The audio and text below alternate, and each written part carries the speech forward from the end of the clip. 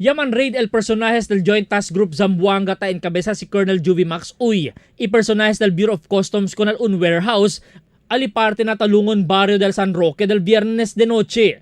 Esta después que recibe report el autoridad que legalmente mga smuggled rice el cosa ta esconde aquí. Cuando encuentra el warehouse, ya enfrenta con la autoridad este color amarillo saco del mga arroz que tiene marca premium. Yaman junto na operasyon el personal del PIDEA para el posible chequeada del mga illegal droga. Pero ya este negativo. Asegún na report del Joint Task Group Zamboanga. Talina poco mas o menos 1,000 saco de arroz el pwede sila konfiska. Y un calibre 9mm pistol. Y 50 mga bala. Baso este na nombre del un pulis designaw na Tapul Municipal Police Station na Sulu. Un tal P.O. Juhiri.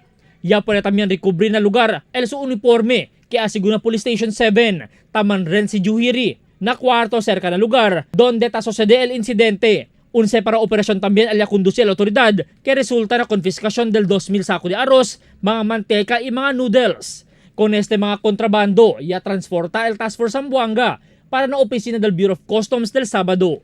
Albert Luna, Dateline Zamboanga.